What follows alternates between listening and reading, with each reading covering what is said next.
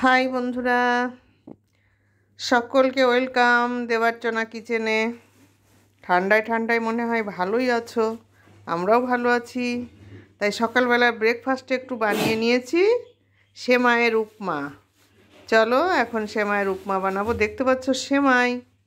এবার কিভাবে বানাবো এক এক করে দেখতে থাকো। কড়াইতে একটু তেল দিয়ে দিয়েছি। এখন কি করব দেখো। সেমাই পায়েস রান্না করে খেতে গেলে অনেক দুধ চিনি লাগে, তার থেকে সেমাইটা ভাবলাম আজকে একটু অন্যরকম করে বন্ধুদের সঙ্গেও শেয়ার করি, আমরা একটু অন্যরকম খাই, তাই সেমাইয়ের উপমাটাই বানিয়ে নিই। এবার কড়াইতে একটু তেল দিয়েছি, এর মধ্যে সেমাইগুলো আমি ঢেলে দিলাম। ঢেলে দিয়ে একটু খুন্তি দিয়ে নাড়াচাড়া নাড়াচাড়া নাড়াচাড়া করব। ততক্ষণে তোমরা কিন্তু কেউ কোথাও নড়াচড়া করে চলে যেও না, চুপ করে বসে থেকো, যে যেখানে আছো সেরকমভাবে বসে থেকো, দাঁড়াতে বলবো না কাউকে।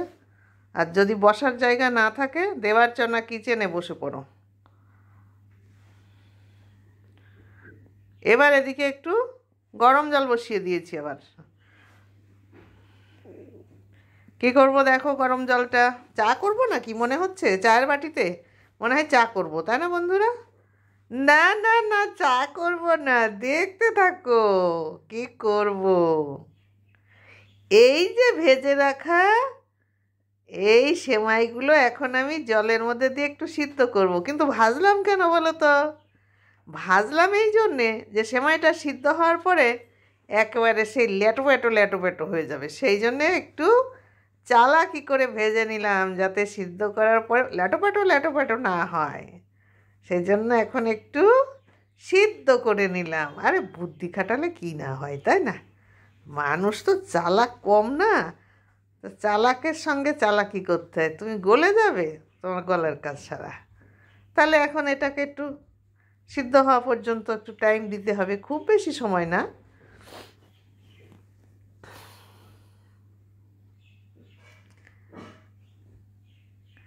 চায়ের বাটিতে ঢেলেছি বলে মনে করো না চা হবে।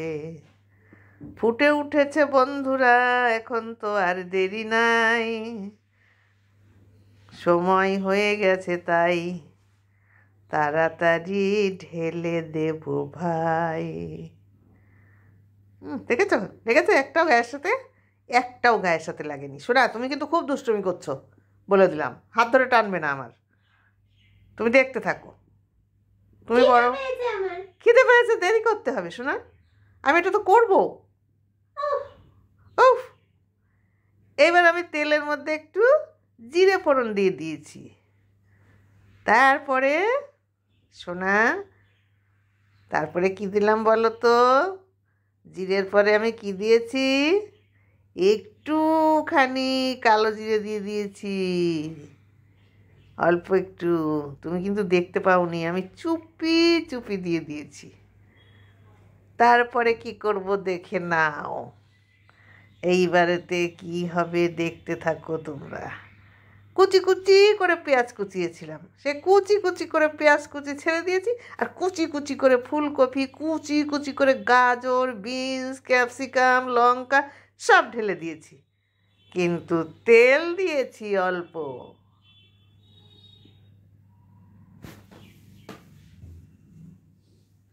মটরশুঁটিও দিয়ে দিয়েছি এর মধ্যে।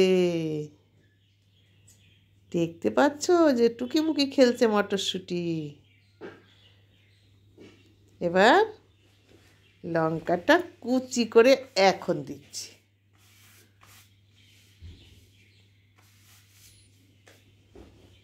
এ দেখো, সোনা আবার চালাকি করে আরও দুটো কুচি করে দিল, আমার কিচ্ছু করার নেই।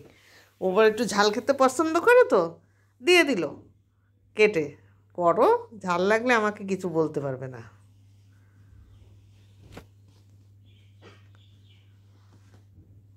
এবার একটু গা বুলিয়ে বুলিয়ে নাড়াবো। বেশি কুচি কুচি কুচি কুচি করলে পরে এগুলো ভাজা হতে আমার টাইম লাগবে, ওই জন্য একটু আস্তে আস্তে করে নাড়ছি, তুমি তাড়াতাড়ি করে ভাজাটা হয়ে যাও, তাহলে আমার রান্নাটাও তাড়াতাড়ি হয়ে যাবে। এবার দিয়ে দিচ্ছি পরিমাণ মতো লবণ। এ আর কি করছি বলে কি তাই বলে রান্নার জিনিস ঠিকঠাক দেবো না? আর দিয়ে দিলাম সামান্য একটু চিনি, দিয়ে আবার একটু আস্তে আস্তে করে নাড়াচাড়া করছি। যত ভাজা হয়ে আসবে খুন্তির খোঁচাটা একটু তাড়াতাড়ি দিতে হবে। ভাজাটা হওয়ার আগ পর্যন্ত এই একটু নাড়াচাড়াটা আস্তে করতে হবে। কেন বলো তো? তাহলে ভাজা কিন্তু তাড়াতাড়ি হয়ে যাবে।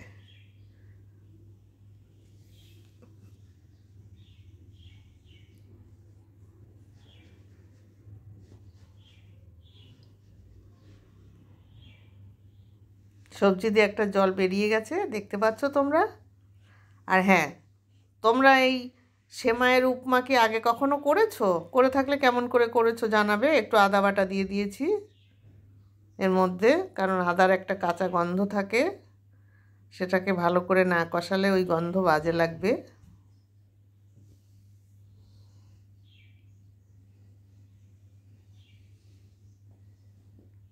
এবার আমি দিয়ে দিলাম এই সেমাইগুলো, একটু ভেজে যে সিদ্ধ করেছিলাম। দেখো কত ঝরঝরে হয়েছে, দেখতে পাচ্ছ? একজনের গায়ের সাথে আরেকজন লাগতে পারছে না। তার মধ্যে আমি কিন্তু তেল কম দিয়েছি, যেহেতু সোনা ডায়েট করে, ওর রান্নায় সবসময় আমাকে তেল কম দিতে বলেছে ডায়েটিশিয়ান। বলেছে ওকে যত পারবেন কম তেলে রান্না খাওয়াবেন। এই জন্য আমিও কম তেলে রান্না খাই, আর ওরও কম তেলে রান্না খেতে খেতে একটা অভ্যাস হয়ে গেছে। বেশি তেল দিয়েও পছন্দ করে না, ওর হলো টেস্ট হতে হবে। কিন্তু বলতে নেই, অল্প তেল দিয়ে রান্না করলে যেভাবে করছি খুব সুন্দর টেস্ট হয়। তো আমি বেশি তেল দিতে যাব কেন, তাই না? এইবার বেশ সুন্দর করে ওইটা মিশিয়ে একসাথে আমি একটু নাড়াচাড়া করছি।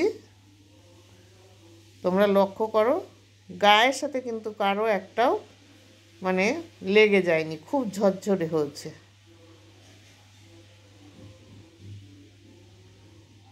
আবার বন্ধুরা দেখো, আর একটা টিপস বলে দিই, তেলের মধ্যে না ভেজে যখন সিদ্ধ করবে, তখন তোমরা যদি জলের মধ্যে আগের থেকে একটু লবণ আর একটু লেবুর রস দিয়ে দাও, তাহলেও ঝরঝরে হবে। আমার হয়ে গেছে, দেখো কত শর্টে হয়ে গেল। এবার আমি ঢেলে দিয়েছি, দেখতে যেমন সুন্দর লাগছে, খেতেও সুন্দর। সোনা, হ্যাঁ চলে এসো, হয়ে গেছে, রেডি। একটা চামচ নিয়ে আসবে আসবার সময়। ঠিক আছে। তাহলে সোনা চামচ আনতে চলে গেছে, এক্ষুনি সোনা এসে খেয়ে নেবে। তাহলে বন্ধুরা, আমার রেসিপিটা ভালো লাগলে লাইক শেয়ার কমেন্টস করবে, বন্ধুদের সঙ্গে শেয়ার করবে। আজ এখানে থাকলো, টাটা।